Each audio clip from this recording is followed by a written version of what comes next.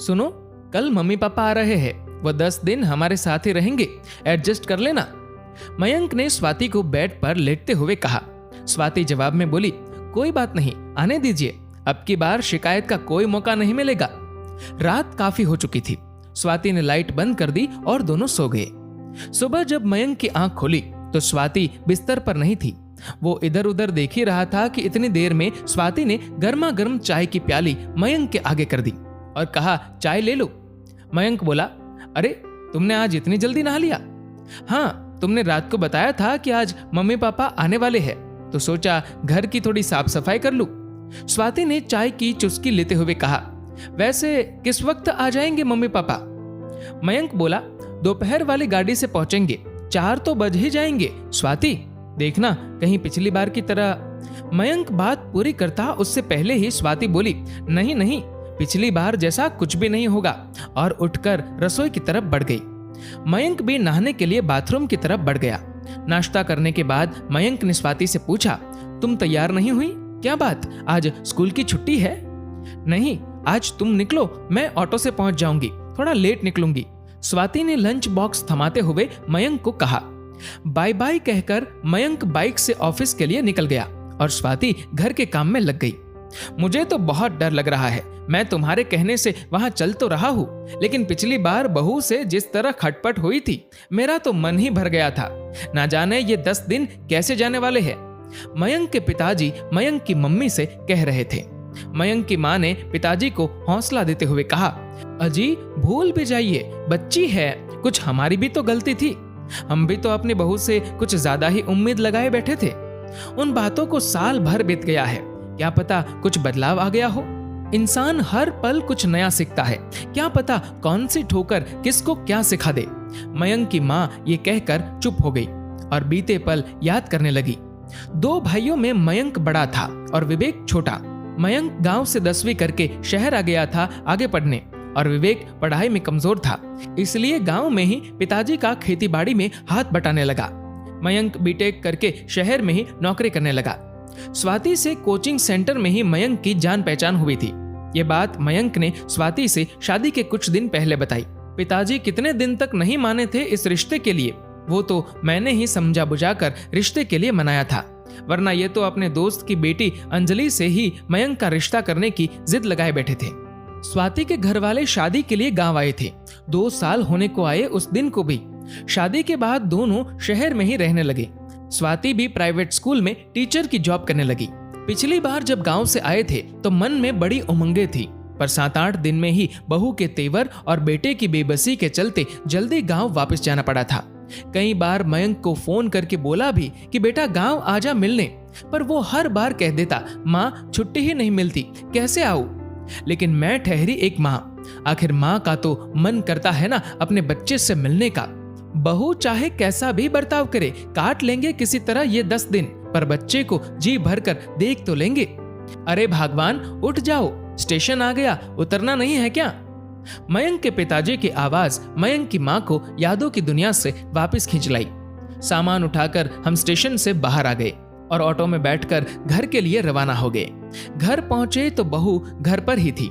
बहू ने हम दोनों के पैर छुए, फिर हमें ड्राइंग रूम में बिठाकर हमारे लिए ठंडा ठंडा शरबत लाई। हम लोगों ने जैसे ही शरबत खत्म किया, बहू बोली, आप दोनों सफर से आए हैं, थक गए होंगे, नहा लीजिए, सफर की थकान उतर जाएगी, फिर मैं आपके लिए खाना लगा देती हूँ। इतना कहकर बहू खाने की तैयारी में लग गई। थोड़ी देर में मयंक भी आ गया। हम सब ने कुछ देर बातें की। 8 बज गए थे। बहू ने सबको खाना परोसा और खाने के बाद हम सोने के लिए चले गए।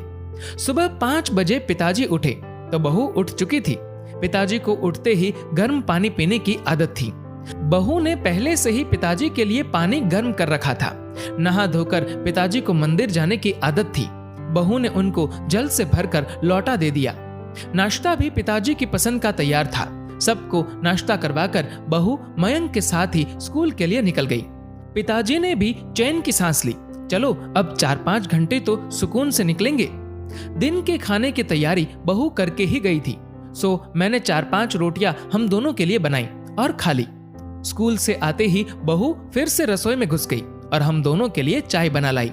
शाम में बहू हम दोनों को पास वाले पार्क में ले गई। वहां उसने हमारा परिचय वहां बैठे बुजुर्गों से करवाया। वो अपनी सहेलियों से बात करने लगी और हम अपने नए परिचितों से परिचय में व्यस्त हो गए। शाम के 7 बज चुके थे। हम घर वापस आ गए। मयंक भी थोड़ी देर में अपने काम से वापस लौट आया। हम सब ने एक साथ खाना खाया और फिर खूब सारी बातें की। बहू भी हमारी बातों में खूब दिलचस्पी ले रही थी। थोड़ी देर बाद सब सोने चले गए। अगले दिन रविवार था। बहू, मयंक और हम दोनों चिड़ियाघर देखने गए। हमारे लिए ताज्जुब की बात यह थी कि प्रोग्राम बहू ने बनाया था। बहू ने हमें खूब अच्छे से चिड़ियाघर दिखाया और शाम को इंडिया गेट की सैर भी करवाई। आखिर कल जब विवेक का फोन आया कि फसल तैयार हो गई है और काटने के लिए तैयार है, तो हमें अगले ही दिन गांव वापसी का प्रोग्राम बनाना पड़ा। रात का खाना खाने के बाद हम पैकिंग के लिए अपने कमरे में आ गए। पैकिंग करने के बाद हम सोने ही वाले थे कि इतनी देर में बहू हमारे कमरे में आ गई। बहू की आंखों से आंसू बह रहे थे। मैंने पूछा, क्या बात है बहू, रो क्यों रही हो? तो बहू ने कहा, पिताजी, माँ जी, पहले आप लोग एक बात बताइए, क्या पिछले 15 दिनों में कभी आपको ये महसूस हुआ कि आप अपनी बहू के पास है या बेटी के पास? नहीं बेटा, सच कहूँ तो तुमने हमारा मन जीत लिया। हमें किसी भी पल ये नहीं लगा कि हम अपनी बहू के पास रह रहे हैं। तुमने हमारा बहुत ख्याल रखा। लेकिन एक बात बताओ बेटा, तुम्हारे अंदर इतना बदलाव आया कैसे? बहू बोली, पिताजी, पिछले साल मेरे भाई की शादी हुई थी। मेरे मायके की माली हालत बहुत ज्यादा बढ़िया नहीं है। इन छुट्टियों में जब मैं वहां रहने गई तो मैंने अपने माता पिता को एक एक चीज के लिए तरसते देखा।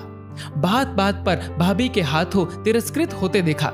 मेरा भाई चाहकर भी कुछ नहीं कर सकता था। मैं वहां उनके साथ हो रहे बर्ताव से बहुत दुखी थी। उस वक्त मुझे अपनी करनी याद आ रही थी कि किस तरह का सलूक मैंने आप दोनों के साथ किया था। किसी ने ये बात सच ही कही है कि जैसा बोओगे वैसा काटोगे।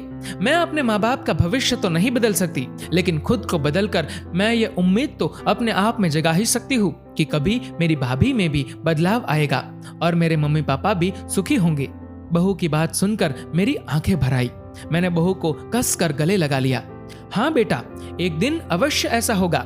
ठोकर सबको लगती है, लेकिन संभलता कोई कोई ही है। लेकिन हम दुआ करेंगे कि तुम्हारी भाभी भी संभल जाए। बहू अब भी रोए जा रही थी।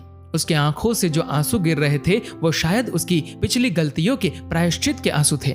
दोस्तों, इस वीडियो को लेकर आपकी क्या राय है, नीचे कमेंट करके जरूर बताएगा। और अगर आपको ये वीडियो अच्छा लगा हो तो इस वीडियो को लाइक करेगा, ज्यादा से ज्यादा लोगों तक शेयर करेगा और ऐसे ही और भी इंस्पिरेशनल वीडियोस के लिए सब्सक्राइब करें हमारे यूट्यूब चैनल को और फेसबुक पर फॉलो करें हमारे पेज को। धन्यवाद।